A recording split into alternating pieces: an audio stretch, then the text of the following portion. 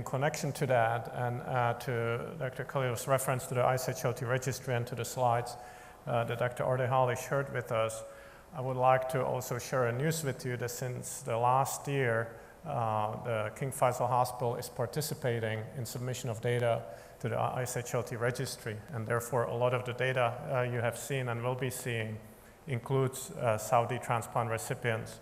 So I would like to thank for your participation and encourage any other centers that are operating or in the future will operate to consider joining data submission to the registry.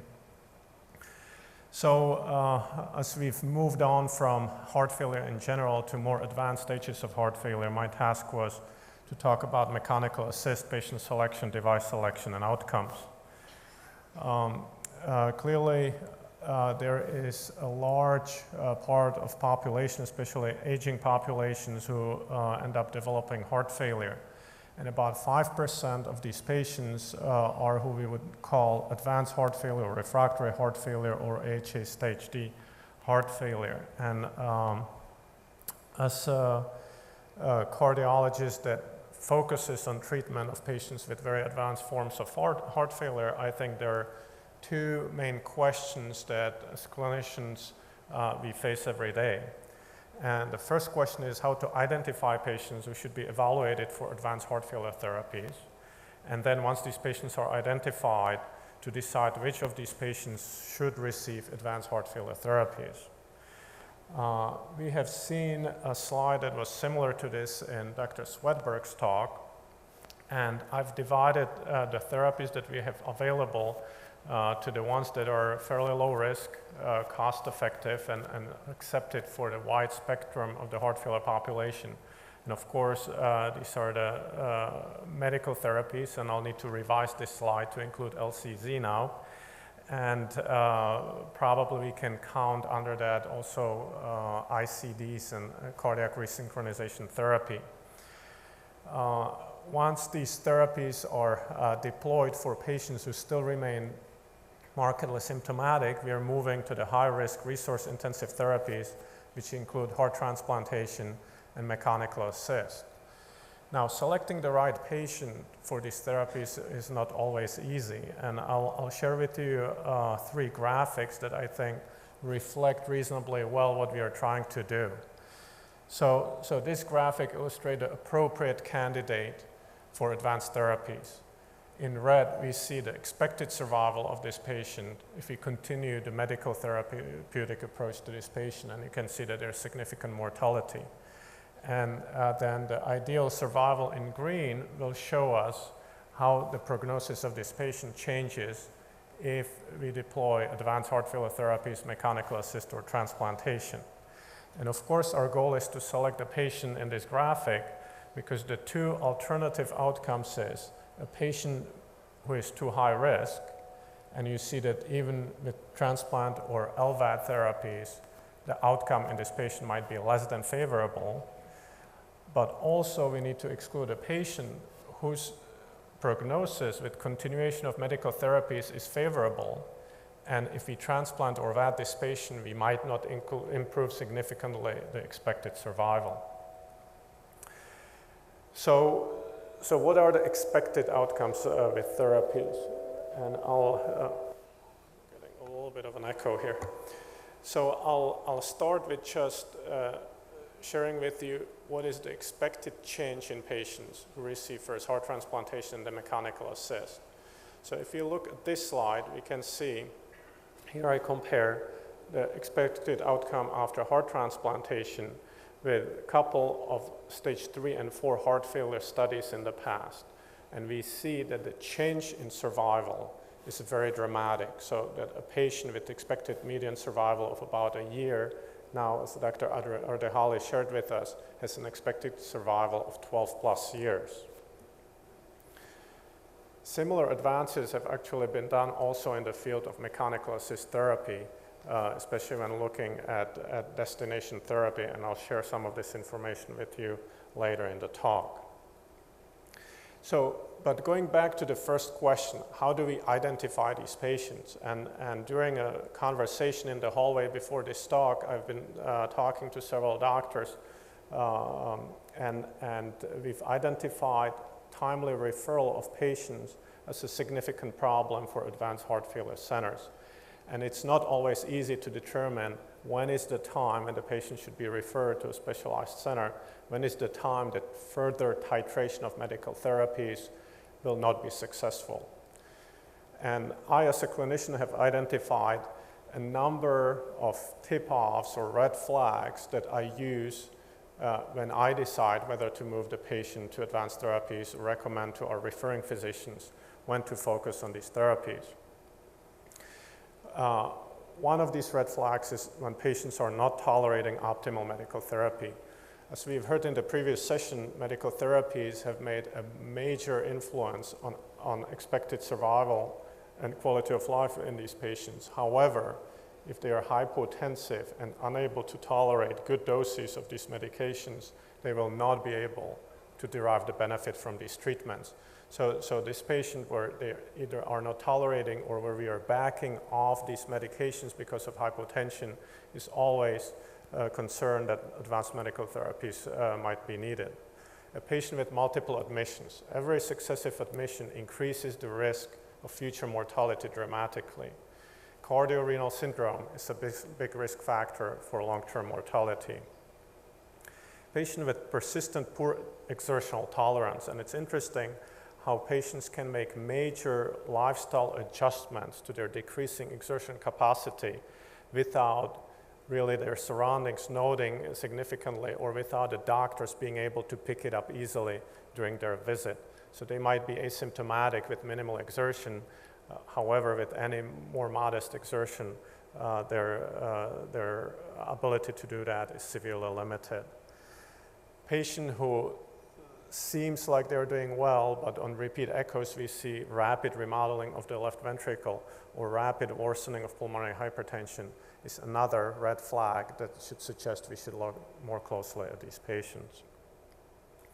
So once we identify these patients, what are our options for treatments? We've heard about heart transplantation, which is a great option for many patients. And we have an expanding area of mechanical assist that can also be used either as a bridge to transplantation or bridge to transplant eligibility. LVAD as permanent and destination therapy has been undergoing big expansion and still a research area of LVAD bridge to recovery that holds a significant amount of promise for the future. So let me now go ahead and share with you some of the milestones that we've achieved in the past and some of the expected results with these therapies. One of the key trials with the second generation continuous flow LVADs was the HeartMate 2 Bridge to Transplantation trial, which enrolled patients who were eligible for transplantation, and the primary outcome here was either transplantation, recovery, or ongoing mechanical support while remaining eligible for transplantation at 6 months after device implant. This graph is somewhat busy, but I would like to focus your attention on the red survival curve. That's basically the positive outcome. Patients that are alive either on the device or have been transplanted. In this trial that was conducted in 2005 and 2006 and published in 2007, 75% of patients had favorable outcome at 6 months and 68% of patients at 12 months. During the opening session, we have heard also about the importance not only of survival, but importance of quality of life in these patients. It is very important that it is not only about survival and mechanical assist. This is one of the indicators of quality of life, and that's the 6-minute walk test. And you can see that in this group of patients at baseline, many patients were unable to walk at all or able to walk only 20 or 30 meters, which is a very short distance to achieve in 6 minutes. And you can see that by 6 months, the average 6-minute walk was almost 300 meters, which is fairly amazing. And if you look at many of the trials that use 6-minute walk test as one of their outcomes, this would be a huge, huge improvement. Now, in 2012, another important trial was published that used a hardware device, HVAD device, and used similar outcomes, and have shown that at 6 months, 90.7% of patients had a favorable outcome, and at 12 months, it was 85% of patients. The control group in these patients was the Intramax, which is a mechanical registry of FDA-approved devices in the United States.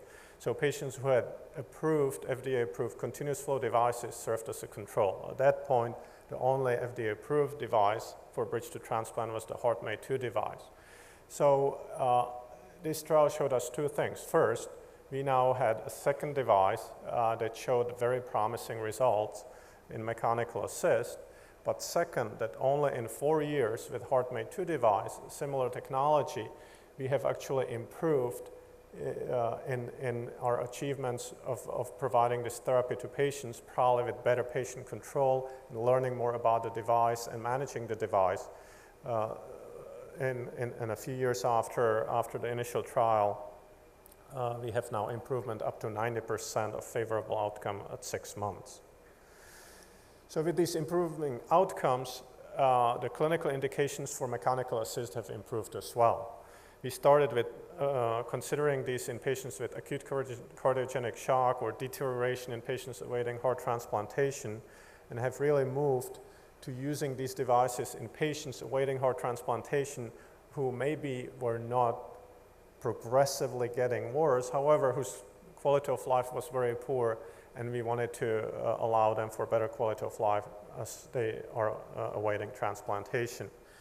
And this graph is again from the ISHLT registry that shows that today over 40% of patients are awaiting heart transplant or are transplanted with some form of mechanical assist. So dramatic increase in the use of these therapies.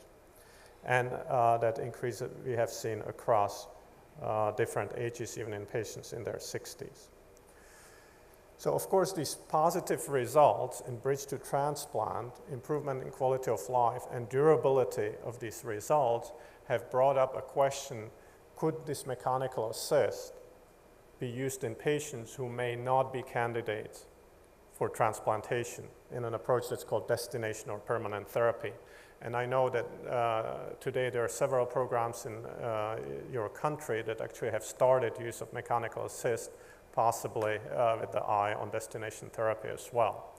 So in this part of the talk, I'll switch over to looking specifically at what we can expect from mechanical assist long-term, disregarding the possible need for transplantation. So the initial study was done now more than a decade ago with the first generation device, HeartMate XVE, which was a fairly bulky, looking back, pulsatile device. And I think the rematch trial has established destination therapy as a concept. As you can see here, use of HeartMate XVE has increased survival in patients who are not eligible for transplantation. However, looking at the survival curves, I would have to say that despite a significant improvement, the overall outcomes in both groups were fairly poor, and most patients were not alive 2 years after inclusion in the trial. This has then changed with the destination therapy HeartMate 2 trial that randomized patients to the newer version HeartMate 2 continuous flow device compared to the pulsatile flow HeartMate XVE. And as you can see here, there has been further improvement. So then when we join the studies and look at the improvement over the years from the rematch study to post-trial HeartMate 2 destination therapy outcomes, we can see that the improvement has been truly considerable. So, and again, as with the bridge to transplant therapy, and that does not happen with every treatment that comes to the market, is that the post-release of therapy into practice at any hospital that's interested in applying the therapy is actually better than in the very controlled situation of the clinical trial. So how has that affected clinical practice? Now we have a destination therapy approach that's favorable. Well, when we look at the Intramax registry, again, that's a US-based registry where most devices in the United States are included, we can see, and this graph shows bridge to transplant devices. They are shown here in blue. Then bridge to candidacy, so patients where we are not sure whether they will become candidates for transplant in red, and destination therapy in green. You can see that in the past couple of years, actually the green bar is the tallest of the three bars. So a lot of patients are going for destination therapy. The bridge to transplant patients where we know they will go for transplant is actually fairly low, and then the intermediate category in red is somewhere in between. And I can tell you that in our program, we have changed a little bit the consenting process, and we tell every patient, even if you are considering transplantation, that depending on the course after LVAD implant, this therapy might become permanent therapy for the patient.